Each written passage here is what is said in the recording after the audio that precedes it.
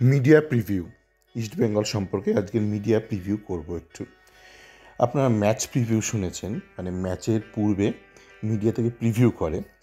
তো একটু মজার একটু করব, মানে আজকে মিডিয়া কি বলতে পারে আজকের দিনের শেষে সেটা একটু প্রিভিউ করব। তো সেটা নিয়ে আলোচনার পূর্বে একটা ভালো খবর জানাই যে ভারতে যে ন্যাশনাল উমেন্স ফুটবল টুর্নামেন্ট চলছে এই মুহূর্তে ছত্তিশগড়ে, সেখানে কিন্তু বাংলা ফাইনাল উঠে গেল। আজ সকালে ম্যাচ ছিল এবং এটা কিন্তু একটা বিশাল বড় কৃতিত্ব। তার কারণ কিন্তু বাংলা, আপনারা যদি কয়েক বছর পূর্বের বাংলা ভাবেন, বাংলা কিন্তু উমেন্স ফুটবলে, মহিলাদের ফুটবলে কিন্তু পানি পাচ্ছিল না, মানে কিছুই করে উঠতে পারছিল না, সেমিফাইনালে উঠতে পারছিল না। এবং আমরা দেখছিলাম যে উড়িষ্যা সরকার যেহেতু পৃষ্ঠপোষকতা করছিল ফুটবলের, মহিলাদের ফুটবলে বিশেষ করে, তো মহিলা ফুটবলে তার একটা পাওয়ার হাউস ছিল। তামিলনাড়ু তো পাওয়ার হাউস, এগুলো জানেনই আপনারা। তো বাংলা কোথাও মানে কিছু করে উঠতে পারছিল না, কিন্তু তারপর থেকে সচেতনভাবে, শিক্ষিতভাবে পশ্চিমবঙ্গ সরকার কিন্তু মহিলা ফুটবলে একটু মনোনিবেশ করে।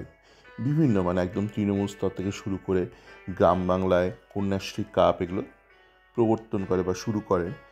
তার ফলস্বরূপ এই আজকে যে আপনারা সুফলটা পেলেন, এটা কিন্তু হঠাৎ করে হয়নি, মানে আকস্মিক কিছু ঘটে যায়নি। সুপরিকল্পিত একটা প্রয়াসের আউটকাম বা ফলস্বরূপ হিসেবে আজকে কিন্তু বাংলা এটাকে সন্তোষ ট্রফি যে ইকুইভ্যালেন্ট, সেখানে ফাইনালে উঠলো এবং সদর্পে উঠলো। মানে প্রথম ম্যাচটা দুর্বল গোয়ার সাথে ড্র করেছিল, কিন্তু তারপরে ম্যাচগুলো কিন্তু বাংলা কনফিডেন্টলি জিতেছে। তো আমার মনে পড়ছে কিছুদিন আগে, 1-2 বছর আগে বোধহয়, একটা আইএফএ শিল্ডের একটা মহিলাদের সংস্করণ হয়েছিল নদিয়াতে। তো সেখানে ফাইনালে টাওয়েল দেওয়া হয়েছিল বলে অনেকে খুব নাকুচু, অনেক ইস্টবেঙ্গল ফ্যান, মোহনবাগান ফ্যান, অনেকে এটা সেটা মন্তব্য করেছিলেন। দেখুন, অত মানে আমি দেখেছি যে বাঙালি যত আয় কম, যত তার জ্ঞান কম, তত তার বেশি বুক নিয়ে বেশি মানে বড় বড় বাতেলা মারে। আপনাকে কিন্তু কিছু কাজের কাজ করতে হবে। মানে মহিলাদের ফুটবল আপনি যেতেনই না, মাঠে যেতেন না, হঠাৎ করে বলছেন মহিলাদেরকে এই দিতে হবে সেই দিতে হবে। আগে ফুটবলটা দরকার, এবং সেই ফুটবলটা যেখানে কোনো রকম পৃষ্ঠপোষকতা নেই, সাধারণ পুরুষরা যায় না দেখতে, এখন হয়তো যাবে শুরু। আমি বলেছিলাম যে আস্তে আস্তে হবে একটা একটা মেল শভিনিজম আছে তো আমাদের, যদিও বাংলা বাকি রাজ্যের থেকে অনেকটাই তফাৎ, তো বাংলার পুরুষদের মধ্যে একটা মেল শভিনিজম ব্যাপার আছে। আমরা শ্রেষ্ঠ, মহিলাদের থেকে আমরা শ্রেষ্ঠ। তো যাকে এইভাবে কিন্তু এগিয়ে যেতে হবে। মহিলাদের ফুটবলের এগোনোর রাস্তা আলাদা, পুরুষদের এগোনোর রাস্তা আলাদা, কিন্তু প্রত্যেকটা রাস্তা আপনাকে চিনে নিতে হবে।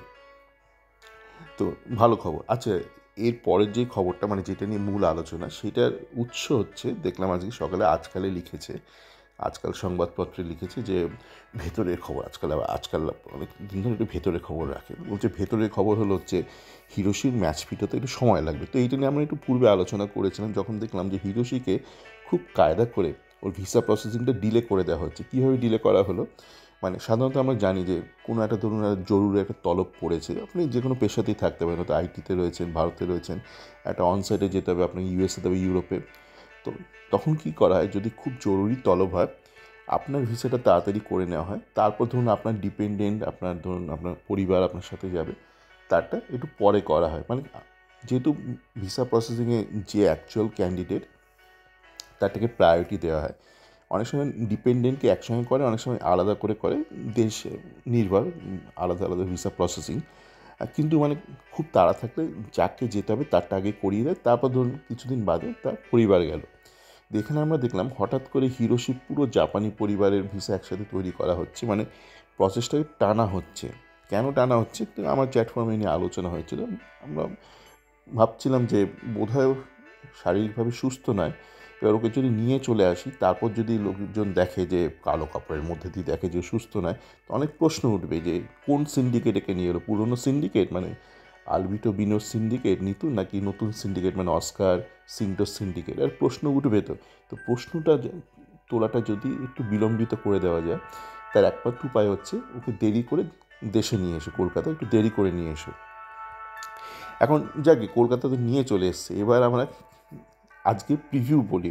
প্রিভিউটা কী হতে পারে, দেখুন আজকে প্রিভিউ এরকম হতে পারে, মানে 50%-এর অধিক সংবাদ মাধ্যম, ডিজিটাল মিডিয়া, তারা বলবে আজকেও কালো কাপড়ের ওপারে হলো অনুশীলন, আমরা খুব বেশি দেখতে পাইনি অনুশীলন, যেহেতু কালো কাপড়ের ওপারে রয়েছে।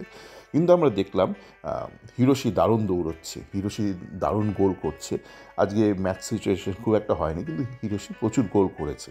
এরকমই মানে প্রথম দিন হিরোশি নেমেছে, বলছে কিছু সাংবাদিক যে অল্প ছোটো ছোটো কিছু ম্যাচ সিচুয়েশান হয়েছে 4-5 জনের, সেই সিচুয়েশানে কিছু গোল হয়েছে, সেইটা নিয়ে খুব বলছে হিরোশি প্রচুর গোল করেছে।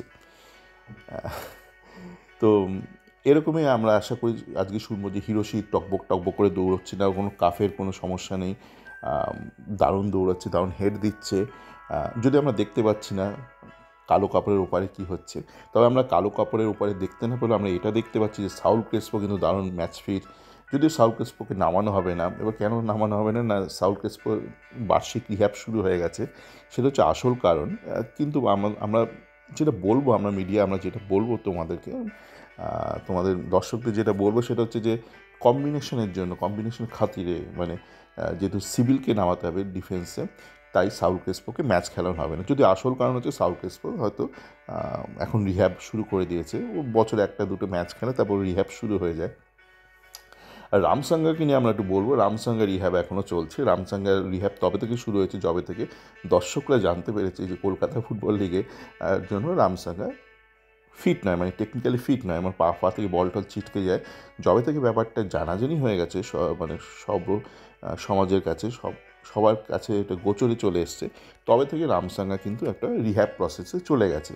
তো এই ধরনের কথাবার্তা আপনারা শুনতে পারেন, তার মধ্যে কেউ কেউ মানে একদম জাত মিথ্যুক অনেকে আছে, সে কনফিডেন্টলি বলে যাবে, আবার কেউ কেউ তোতলাবে, মানে যারা হয়তো অতটা মিথ্যে কথা বলা অভ্যাস নেই, সবে হয়তো সাংবাদিকতা এসছে, কিন্তু বলা হয়েছে যদি না বলো না তোমাদের কিন্তু আশপাশে দাঁড়াতেও দেবো না, মানে গেটের বাইরেও দাঁড়াতে দেবো না, কালো কাপড় ওপারেও দাঁড়াতে দেবো না। কিন্তু একটু তোমাদেরকে আমি যে বলে দিচ্ছি এই কথাগুলো কিন্তু বলতে হবে, সে ভেতরে খবর বলো বা বাইরের খবর, পরদিন আপনারা দেখবেন একই খবর।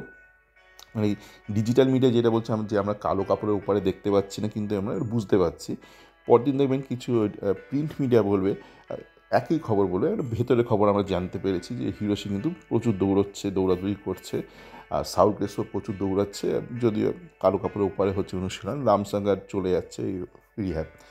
তো এই হচ্ছে ব্যাপার, এই হচ্ছে সমাজ আমাদের। সকলে ভালো থাকবেন।